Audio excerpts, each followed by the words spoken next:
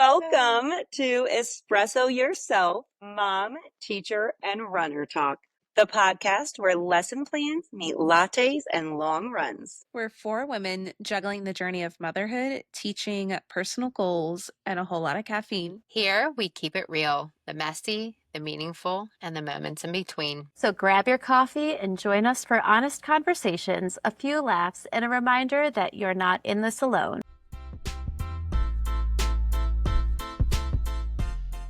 Today on our podcast, we are talking all things potty training, potty breaks, and yes, running bathroom nightmares. So this episode is going to go from funny to real, and we cannot wait to share all of our funny potty stories with you. But before we get into that, let's catch up to see what our week has been. I know that Becky, you have had your first week now in kindergarten. I have been so excited for you and eager to hear all about it. I've been wanting to text you, but I was like, no, we're going to wait and share on the podcast. So tell us all about it. Oh my gosh, I love it. I love it. I love it. And for years, I said, absolutely not. No way. It's not for me. I would never do it. I love it. This is where I'm meant to be. Like, it's crazy. I've just been reflecting all week on what the week is just meant to be, because it just, like, being with the littles is, I can't describe, like, how great it is that they go from not knowing how to walk in a line to being ready for a fire drill on day 3 and doing it perfectly, and, doing call in responses and not knowing what I'm doing to immediately doing it. And just the amount that they learn so quickly is crazy, and their love, and it's just where I'm meant to be, and I'm so happy. Watching all 17 of them be engaged for an entire 7 minutes, it makes my heart so happy. And I don't know why I waited so long. I don't know why I resisted. I thought that having 2 kids at home, one who's 3 years old, would be disastrous, because I would be so overwhelmed by the amount of needs that I would have during the day, that by the time I get home, I would have nothing for them. But it's totally working to my advantage. It's becoming so natural, and I'm still learning things along the way. I'm still learning how the routine should be working. I'm still learning how things should be organized. I'm still working on the amount of prep that I need to do that I did not need to do in 5th grade. But I can just tell year is going to be so much fun, and it's the amount of happiness that I needed to bring my spark back to teaching, because I was going to quit, and I would have been okay staying at home, working some job remotely, and just being with my 3-year-old, because I miss him. And now I still miss him, but I'm just feeling so good every single day. And I can't wait to see what this next week is going to bring. It's so heartwarming to see these little minds at work every single day. That's awesome. So I've been seeing this guy on TikTok. I forget his name, and he's a kindergarten teacher, and he imitates kids. Is it like that? Because I watch his TikToks and I'm like, this is hilarious. And then I think of you. And I'm like, I wonder if Becky's getting the amount of questions and the type of questions he's pretending on his TikTok. There was one little girl, oh my gosh, what a little spitfire. We were talking about I don't even know what we were talking about. And she raises her hand and she goes, when you touch a turtle, you need to be careful. We were not talking about turtles. We were not talking about being careful. And I was like, yeah, you're right. We do need to. And then I went on with what I was doing. But, that's it. At 11:30, they're saying, I'm tired. And one little boy, oh my gosh, he's so cute. English is not his first language. But he looked at me and he said, Mrs. Heber, I want to home. I said, so do I. But here we are. We're going to do a few more activities, and then we will go home. And it's so cute, because they're so tired, and I could see it in their eyes. They are so tired. But it's just I'm trying to take as many pictures as possible to, well, for the parents, but also just to be able to see what they're like right now in August and then what they're going to be like in May and every moment in between. But yes, that is exactly what it's like. They're always asking when lunch is and when snack is, even though we just came from lunch and we're not going to have snack right after lunch. But, just all these things where they're processing all of this. I did deep dive in all of his reels because that's exactly what it is. Someone sent me a reel that like you're talking about. Yes. It almost reminds me of that Jimmy Fallon and Will Ferrell, that song that they do, just a small town girl, and Will Ferrell's in the crowd. Where does she Yes. live? And my boss actually played that for us on our PD the day before school starts. I mean, every teacher I think can live that life, but especially kindergarten. We're like, I'm answering it. And it's like every tiny little question. But I even see some of my fourth graders asking, when is lunch? When do we go home? Just because they're not into that routine yet. And it's that beginning of the year. They're all so exhausted. But yeah, that song just makes me think of kindergarten life for sure. Yeah, I have seen that so much. But honestly, every time someone at school says, "So, how are you liking it?" Because obviously going from fifth grade to kindergarten is huge. It's one thing going from a younger grade to an older grade because they've been in school, they're just more independent. But, they look at me and like, "How do you like it?" And it's after every day. And every day I said, "I love this. I just love it so much." Then almost immediately they comment on the smile that I have on my face and the energy that is going through me. And I mean, really, honestly, when I did my Saturday run, I think it was the first time in literally an entire year that I did not feel exhausted. And that's including the summer. I didn't feel drained, which you would expect the opposite from a kindergarten teacher after the first week and you're herding these cats around and, they're spinning around and jumping around and doing gymnastics in the classroom, literally. But I was not drained. And so that tells me even more so that God placed me in the right spot. And I just had to listen to him. And yeah. So it was an incredible week. Awesome. Rachel, do you have any updates for the week? Actually, I do. It's not school related because I actually don't start in service until this week. So it's kind of more of a personal thing. Fun fact is, I used to be an indoor cycling instructor and I taught at a gym on Saturday mornings. I absolutely loved it. Then COVID happened, all the gyms shut down, and I got into teaching English online, which I loved even more. And I was making a lot of money. So when the gyms opened up, they asked me if I was coming back. My certification had lapsed, and I just felt like that was it for me. I didn't want to go back and do it. I do have a resistance bike here. I've done Peloton. I've done, my own thing. I've done YouTube videos. And I get a great workout, but there's nothing like the energy of being in a class. The last time I was in an indoor cycling class was my own in February of 2020. So joining a gym is just not something for me right now because paying a monthly membership fee to go like 3 or 4 times is not worth it. But we just had an indoor cycling studio about 5 minutes away open up.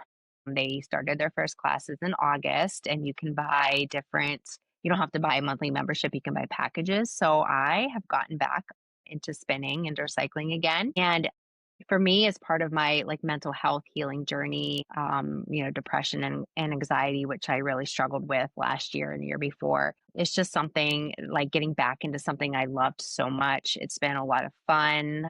It's been hard to get back into it because it's a tough workout, but I think it will also complement my running really well too. I feel like it used to. So it's been beneficial physically, but I think more mentally for me. It's been a lot of fun to get back into that. So I'm hoping to keep that up once the school year starts. But that's it for me. Just kind of enjoying the last couple of days before my son goes back to school and before in-service starts. So yeah, That's exciting, That's though. exciting to go back into a place. it is. Yeah. It's been fun. Yeah. Especially when it's something that you are passionate about and loved. And, it's no different than when we talk about our passion and love with teaching being, reignited. We have to think about our own personal lives and finding that passion and joy within. So I think that's awesome that you you have found that for yourself. And, because running is not going to be maybe an everyday thing. And so I know we can get burnt out with it too. So having that opportunity and it's something you love. So I think that's awesome. Hmm. Yep.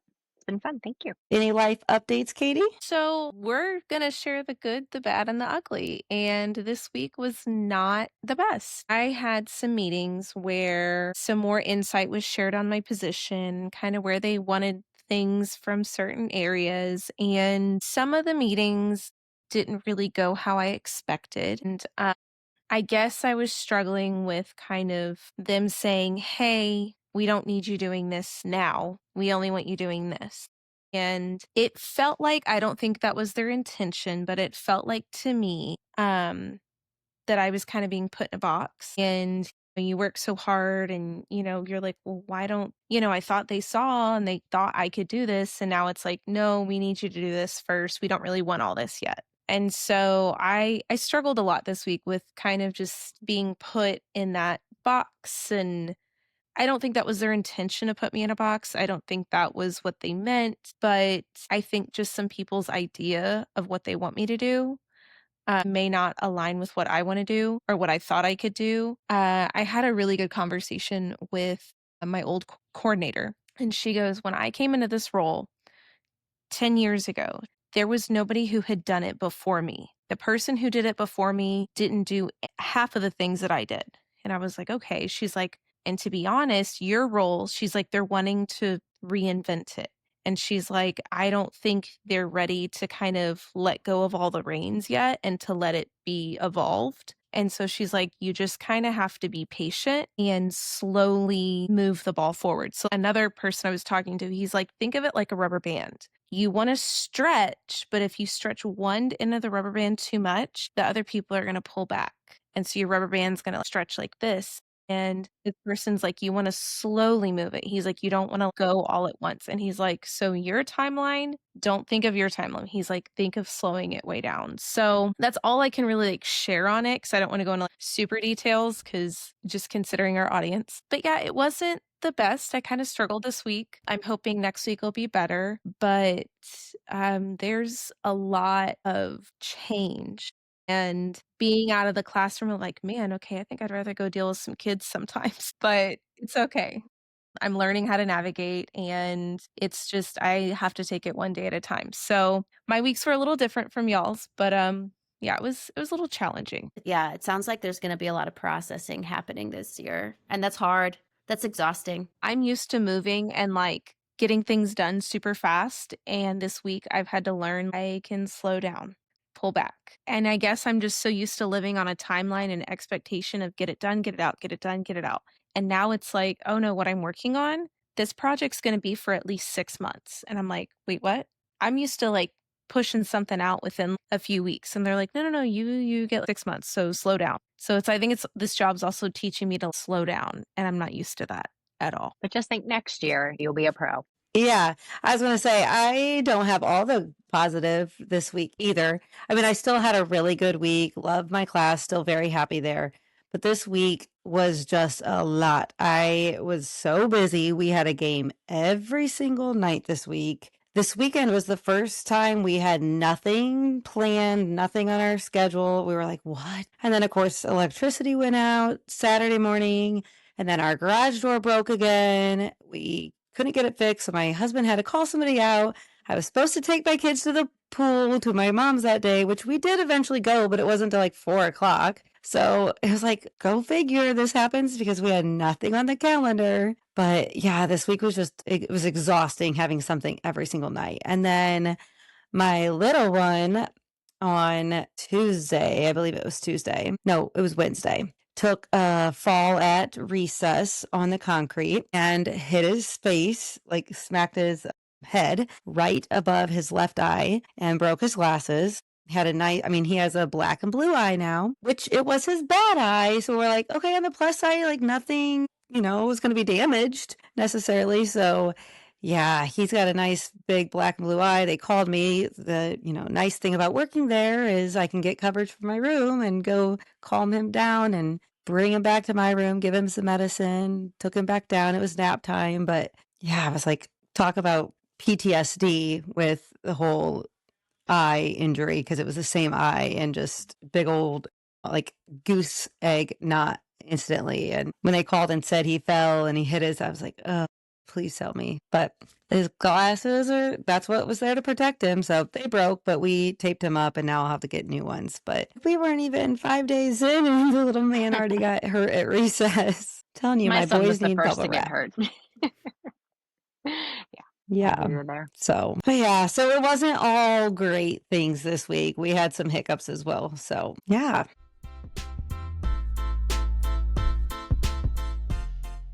All right. So let's get into the heart of our episode, which is all about bathrooms and potty breaks. So we're all kind of back into routine for the most part. I know, Rachel, you're working your way in there, but we have to, as teachers, retrain our bladders. And I know for me, being a week and 3 days in, the first few days was like, oh, this isn't that bad. I didn't go to the bathroom all day. But then I realized I'm not drinking as much water as I normally would because when I'm teaching, I struggle drinking my water because I'm so busy that I have to remind myself. So I would say these last couple days, it's kind of started catching up to me where I'm like, oh my gosh, I really have to pee. I am the type of person that with my bladder, when I have to pee, it goes from 0 to 100 and I can't move. I'm going to tinkle. I can't move. It's so bad. I don't get that sensation like I've got to pee. It just hits me. So luckily the last few days, it like hit me at the end of school when kids were already out. But even this weekend, I'm peeing so much more than I normally do. Just getting back into that schedule and your body learning. I don't know, Becky, how do you feel being back in with your bladder? So it's crazy because our schedule, we have our specials at 9:20, then we go to recess, then they go to lunch, and then from 11:15 until 3 o'clock, we are in our room. That is long. That is a long time. Occasionally people come into our room to do this, that, or the other. So when they do, I'm like, I need a minute. I'm going to go do it. The other thing is, though, it makes it really easy because pre-K through third grade has bathrooms in the classroom. So if I need to, when someone's in the room, it's a literal 30 seconds. I don't have to go out the door. I don't have to wait unless a kid is in there. But I just kind of do it when I need to. But I agree. I forget to drink water. And normally I drink 90 to 100 ounces a day. And I mean, I was in the summer. And so I have to make sure to time it really well. But I can tell I am for sure dehydrated. I forget to drink the water because we have to move. Like I said earlier, they're only engaged for 7 minutes. So every 7 to 10 minutes, we're moving on to a different activity. And I got to be ready and think for the next thing. So I don't know. I'll have to report back on that one because I think this next week is going to kind of bring to light when I need to. But we could always call for someone. It just depends on how quickly they're going to come.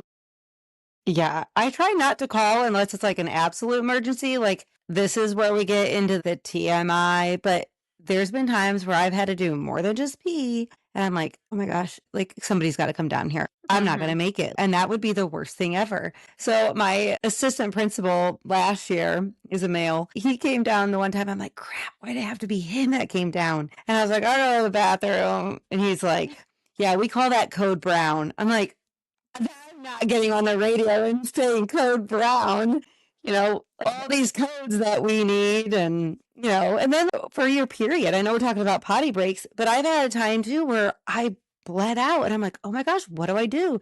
And at least it was like the kids were going to lunch and recess. So I went into the bathroom. I texted my coworker. The one kept a dress. She kept a spare clothes. So I ended up putting her dress on and then put my t-shirt on. This was Friday. And like it went through my jeans. So there was no way I was walking around. And my kids were like, well, why did you change? And everybody was like on board with me. I spilled my water all over me. The things that we would help cover up for our students too. But yeah, the horrors of bathrooms. And I'm like you though too, Becky. We start school at 8:20 and we go to specials at 9. So when I drink my protein coffee in the morning, it hasn't hit me by 9. So it doesn't hit me until 10 o'clock or later. And that's when I have my kids back in my room. So it's such a hard adjustment.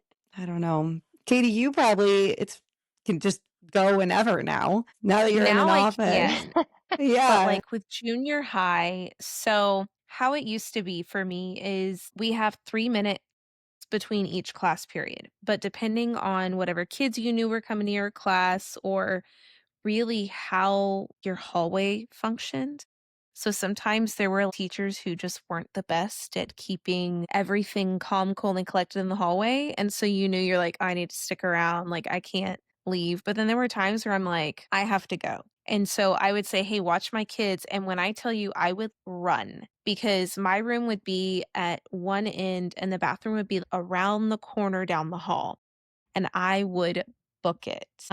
There were times where I did have to call, but like y'all, I didn't want to. But there were even times like in the middle of my 45-minute class, I'm like, oh my God, I gotta go. Or like period. I'm like, oh, I gotta go now. But y'all talk about periods and like what we do for our kids. I teach junior high where they start having their periods. Oh my goodness, the embarrassment, I'm like, it's okay.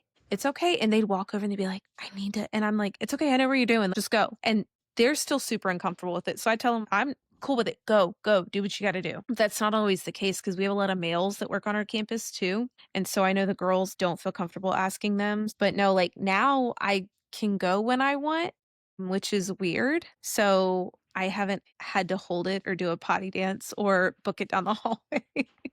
So I guess that is a perk of, having an office and not being in a classroom as much. But yeah, it's been different. Like, oh, I can go to the bathroom when I want.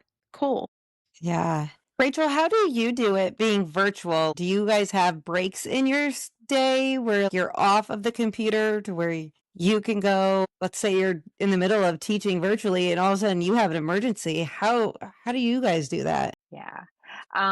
So like before I would do what you guys did, except that I had a teacher that was like my room was here and her room was here. So I could peek in her room and she would just kind of eyeball my class for a few minutes. So that I don't have to do that anymore, obviously. My first two classes are an hour and a half long. So we already do a built-in 5-minute break. So if I need to go then, I can go then while they're on break. And then in between my first two classes, I have a half hour of office time. So I can go then. And then we have an hour lunch/office time. I can go then. My last two classes are back to back. So that's a 2-hour stretch. We're not really supposed to give them a break, but if I would have to, it would be okay. And it's nice because I don't have to watch them. They're sitting at home. So that is definitely a relief for sure. Because, yeah, like you guys, I've had to call a code brown, or a code red or whatever. And that's not fun. It is, you do feel embarrassed about it. So I'm kind of glad that's a perk for me too. As Katie said, it's kind of like a perk. I don't have to do that anymore. So I feel for you girls though. I've been there. Yeah, Florida's really battened down their hatches in the last couple of years. All of our doors are locked. We're an indoor campus, but all of our doors are locked. But the culture of our school, if you needed something, your phone was the quickest way. I mean, you could call the office or call someone else's room, whatever. But if I needed to use the bathroom, I would text one of my teammates and I would be like, hey, I need a bathroom break. So open up your door. I'll open up my door. And we're not allowed to prop them open anymore. But we did at the time. And I'd be like, okay, I'm going to go and then you'll go. And we'd walk into each other's classes. You had your person and then you could count on them. Honestly, like then I got to know his students better and he got to know my students better. And so I'm going to say it was also a way to form relationships because he would also send his girls over if they needed something when they got their period because he wasn't going to deal with that. And I wasn't going to expect the girls to go to him either. So it was, you got to find your co-teachers. Bathroom bestie. Yeah, I like that. Yeah, I don't have that luxury because in our hallway, 3 other 4th grade classrooms are at the very end and their doors are all beside each other. But the way that my room and the one right next to me is set up, our door's on opposite ends. So I don't have anybody right there beside me that can just watch in my room and pop in. So I have to call if I have an emergency because there's nobody right there to watch. Whereas my other coworkers at the end, they can do that for each other. Or sometimes if we're in the hallway and they're in the hallway, I'll be like, hey, can you just watch my class really quick while your kids are using the restroom or mine? And then I'm going to pop in because our staff bathrooms are right there in the wings by their bathrooms, which my room is close to it, but I can't just leave the kids. Or like you said, if I have somebody in my room, aides or assistants and things like that, I'm like, hey, I need to go to the bathroom. Do you mind? And they don't care. But yeah, gotta love those emergencies. So do any of you have a really embarrassing teacher story? I mean, I kind of shared mine by when I had my menstrual accident. Somewhat embarrassing. Any that like stand out to you that are like embarrassing? I mean, I've definitely had to go home. I've bled out, but when I taught 5th grade, we always had specials first, 10 minutes after the kids come in.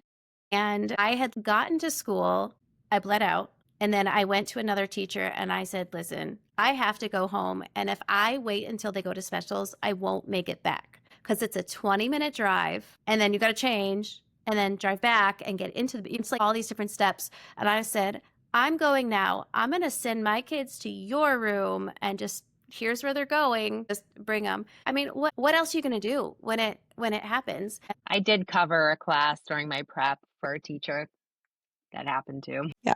We've done that for another coworker too who had to go. Luckily, she lived super close to the school and went on her lunch.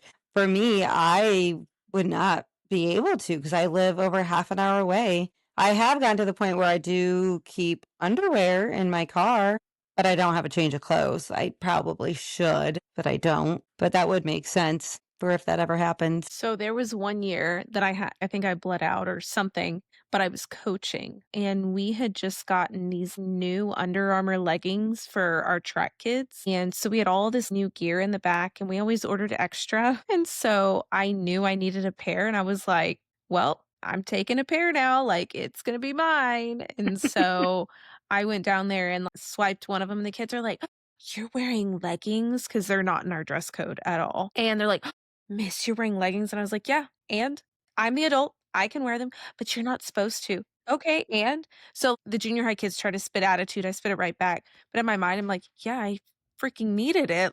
My other pants are ruined. Yeah. Which is why I think it's good when you have admin that's, supportive of those kind of mishaps that we It run happens. into. They're humans. Yeah.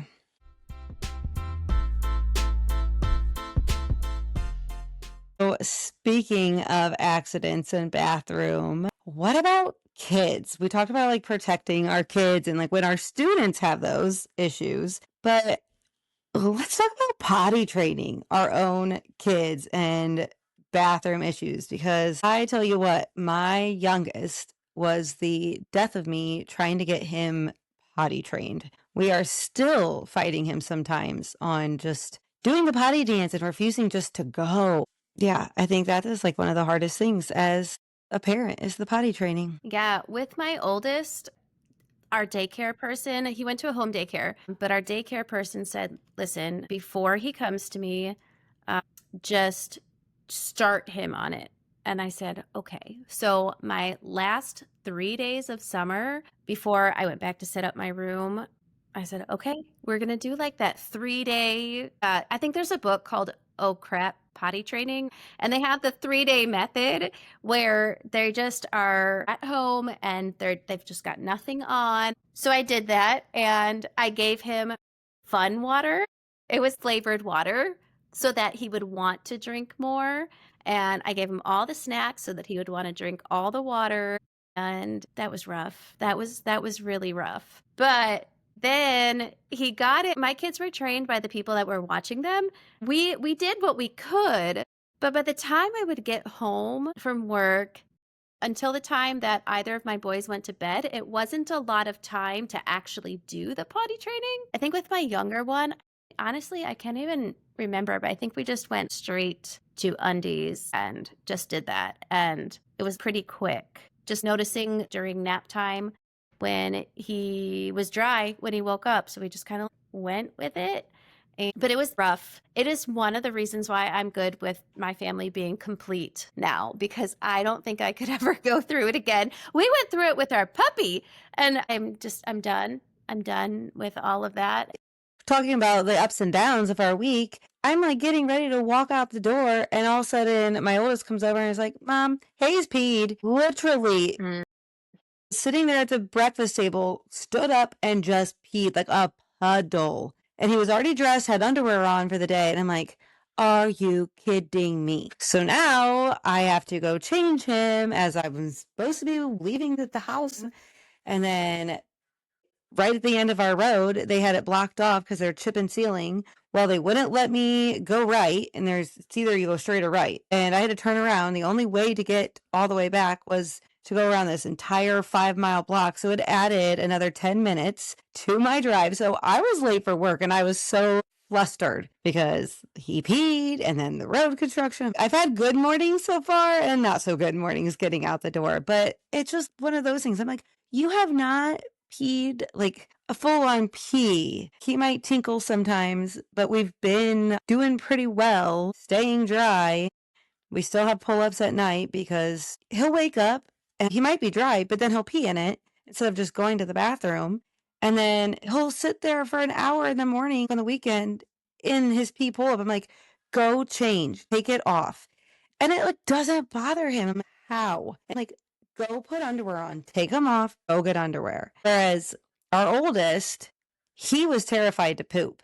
It took him forever to finally go poop. And I think it's just that feeling, and then it like drops out, that it scared him. Whereas my youngest, he's been poop trained for the longest time. We just couldn't get him pee trained. So we did the whole over summer, just go straight to underwear. But then both of my kids, their medical issues, their surgeries, both set them backwards. We were on a really good track, and then Oliver had surgery, and then Hayes' stuff happened, and then it set us back both times potty training. So that was really, really challenging when you're so close and then you hit that regression again. So I got to go through that again with my 2.5-year-old.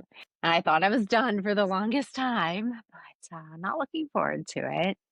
Hopefully this one goes well, but I'm not sure with him. He's stubborn. So now these memories are being triggered again. I think I literally spent the entire month of June sitting where I am right now, because it's like our office where I work out and our playroom. And I would turn around and be like, you got to go potty?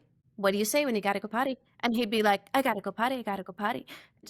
Every 15 minutes, do you got to go potty? Well, what do you say if you got to go potty? And like every 15 minutes, I'm like just kind of going back and forth. And I'm like, this is the longest month of my life. Is this ever going to end?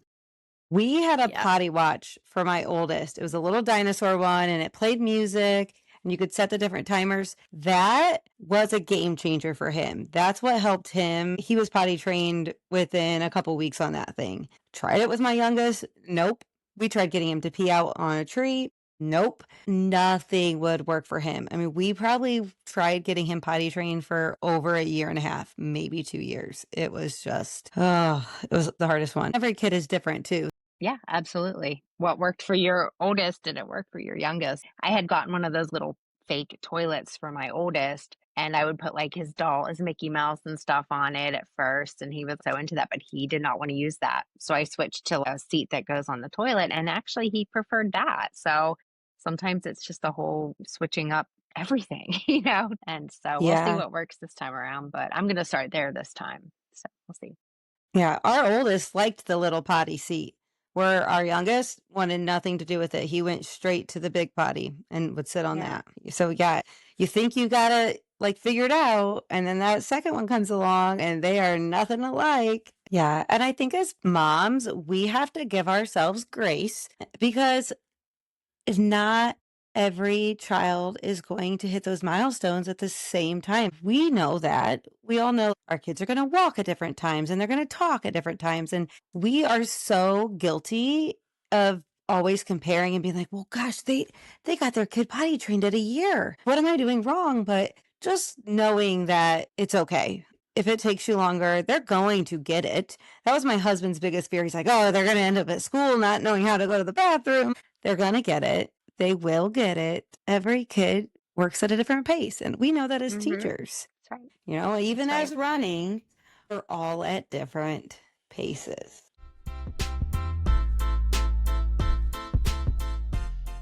Speaking of running, this is what I can't wait for because the running potty stories are probably my favorite because let's face it, we all have either pre-race nerves that get us going, or we're doing those long distance runs or marathon runs where we're looking for the nearest porta potty. And those are probably the hardest bathroom breaks ever. So I have a few in mind, but let's hear from you guys first. What are some of your funny stories from running? So, do y'all have like spots on your run in the middle of nowhere? I have a spot. Do y'all have them? No? Yes. Okay. So, in my town where we run, more gas stations have popped up. So, if we're out early in the morning, we have gas stations now. But a few years back, there was no gas stations. So we would all carry toilet paper on us and we knew of spots. And so there was one time that I was talking about just on my runs, and my brother in law goes, "So if y'all have to go, like, where do you go?" And I was like, "We go outside." He's like, "What do you mean?"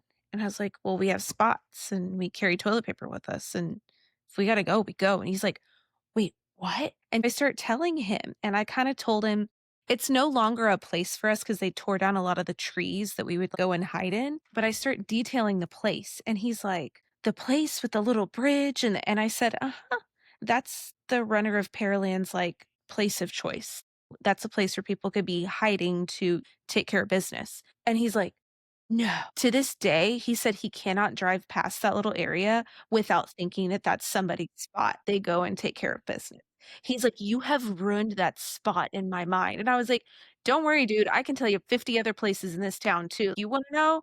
I can tell you where the people go because if we got to go, we got to go." And so it was just funny. I ruined a place for him because he was like, "You mean the runners?" And I said, "Yeah, we have no shame. We got to go. We go." Now we Yeah. have some gas stations, but beforehand, it was like there was nothing. Said I live out in the country and I do not have anything. I don't have any gas stations on my runs. And you would think, okay, that's great. There's a lot of cornfields, a lot of places you can go. But I get so nervous to go. Somebody's going to drive by. And the one time I got the nerve to go, because I had to go so bad, I was like, I'm going to go off the side road.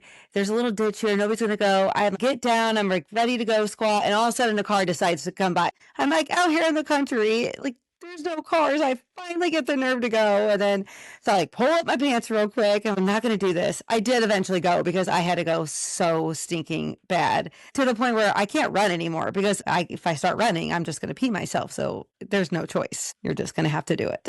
So normally for a race, I only use the bathroom before because I have these flashes. I don't know if you're a Friends watcher, but there was an episode where Ross was wearing leather pants and he went to go to the bathroom and he couldn't get the leather pants back on, and he did everything he possibly could Yeah. to get them back on, and he couldn't. And that's my fear. It's because I sweat so much, I don't want to have to pull my spandex back on, and it just will feel so uncomfortable. But I also sweat so much that there's no liquid left in my body, so no matter how much I drink during a run, it's fine because it's all going to get sweated out, so it's not an issue.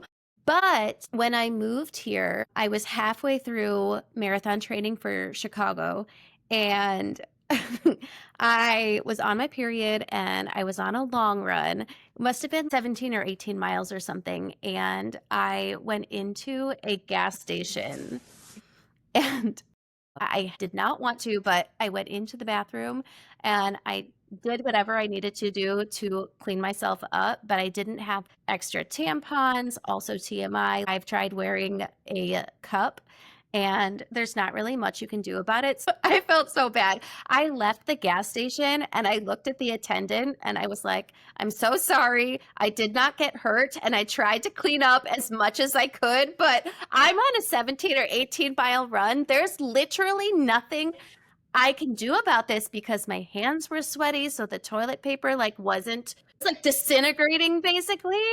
And that is the one and only time I have gone to the bathroom during a long run. I'm too nervous to do it. But on other runs, I will run out and back a little bit from my house so that if I do need to come back, I have that option and it's not as big of a deal. But that was a pretty traumatizing moment. I had no choice. Yeah. I had an incident once. I was running a half marathon at my college campus, and this was 6 years ago, maybe, because my oldest was like 2.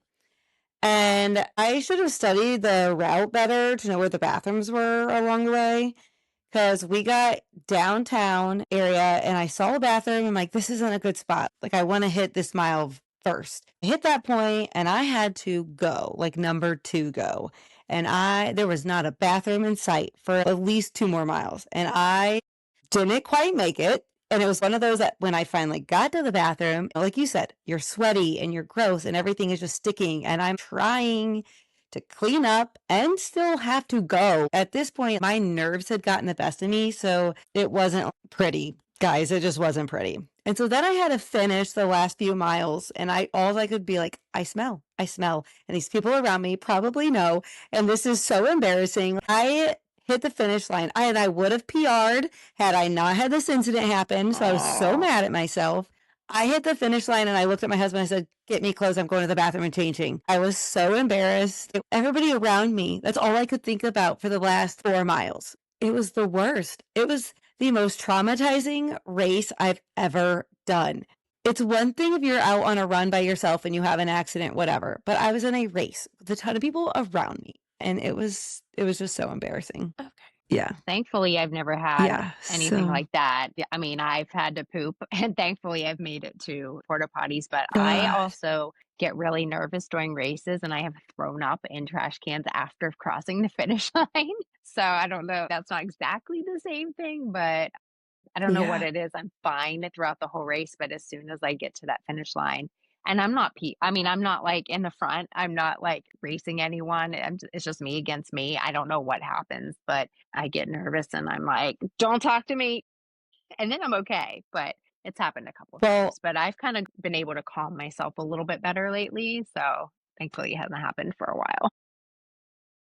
and I usually take beforehand. I must not have this race, or I ate something bad the night before because it was more than just nerves. But I usually will take like anti-diarrhea. Like, I will end yeah, up taking fiber. that prior to running because I am so nervous about having to go. So there's been 2 races I've done. One was a 3-day race and one was a 2-day race. Like one was Iowa. So it was 2 vans of 6 people in each van, and it was a 3-day race across the state of Iowa. And then one was down in South Carolina. So you're in the middle of nowhere. You do have to use the restroom outside. So, we were carrying toilet paper and all that, but I'm like, if I don't poop for 3 days, then I don't poop for 3 days because I am taking this because I am so paranoid. There's nothing worse than that feeling when you're out on a run. So there was probably one of my first or second marathons. It was Chevron. And I'm running, and usually I have to go, like, I can go at the beginning of the race, but if it's a full marathon, I know about halfway through, I may have to use the bathroom. It was coming up to like mile 12, mile 13. And I could tell you exactly where this porta potty was. I could tell you exactly where in Houston you can find it. It was right before we went over a big overpass, and we're coming up and it's only 2 porta potties next to each other. I was like, okay. And one was being used to my left. And so I went to the one on the right and I opened it. I have never slammed a porta potty door so fast. Somebody painted the porta potty, like floor to ceiling. And I was like, what, did you just go in and it just went? It was so gross. I slammed it shut and I was like, don't go in. Could always be worse. This happened like Yes. 9 years ago, and I You're still still remember it, traumatized. like, clear as day, and I was like, who did this? And I screamed it loud enough to where because there's police officers everywhere with Houston Chevron. They're at all the corners. So many officers come out and volunteer for this race. And I'm like, somebody wants to shut this. This is not hazmat it Maddie. something. Just take it away. But it was I've never seen anything as bad. I was like, you literally painted the porta-potty. Mhm. Man, that It poor was person. really, really bad. Well, they were long gone by the time I made it there, so hopefully they finished their Yeah. marathon. I hope they did, Hopefully whoever they they felt were. better after that. Well, I feel for them, okay? That's why I'm super leery now of any porta potty. I open it and I'm like, okay, are we good? Is it painted? It's not painted.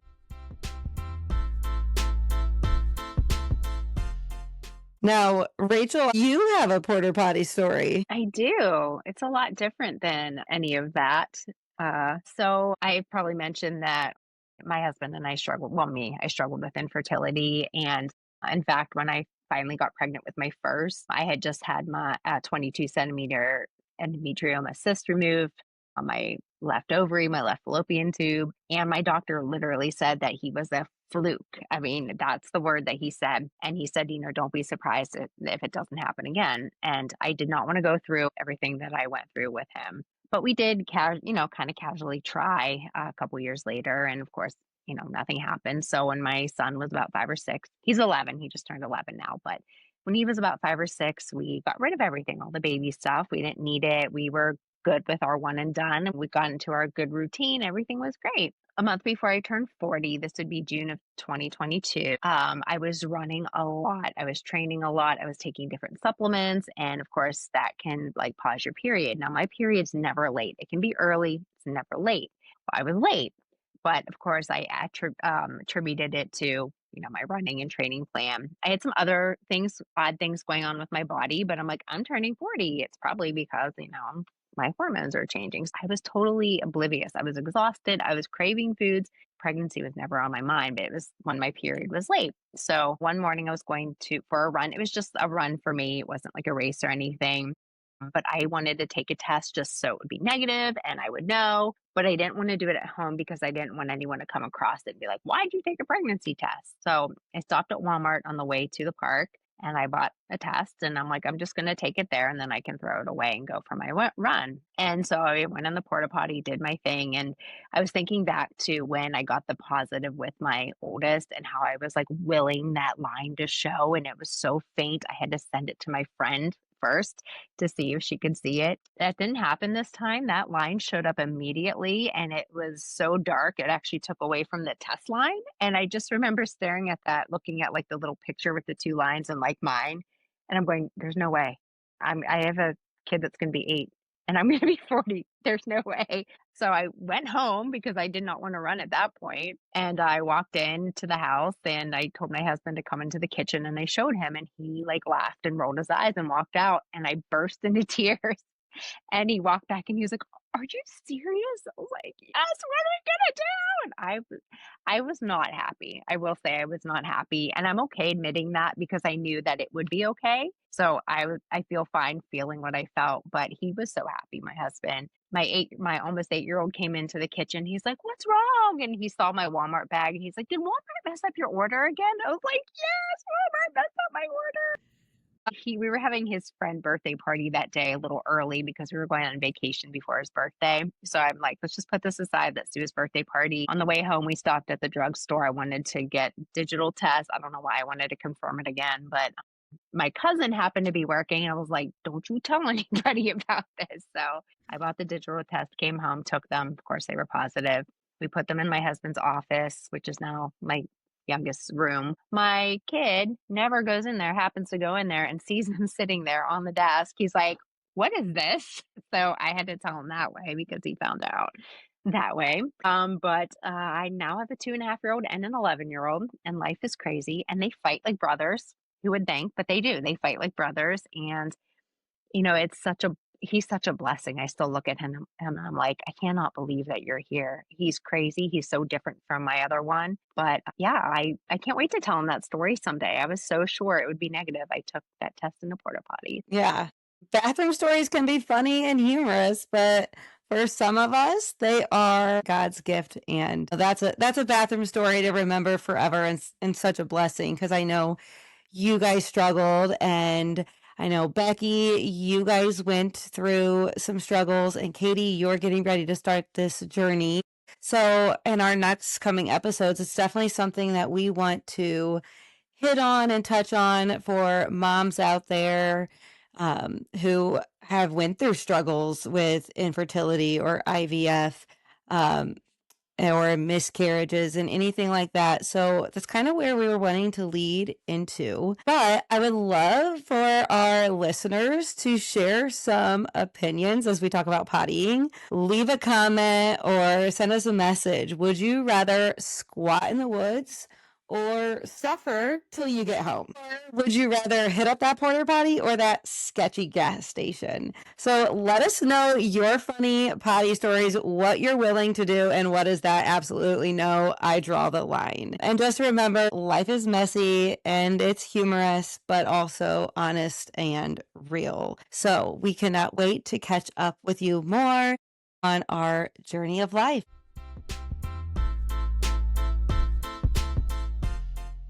Thanks for sipping and sharing a moment with us today.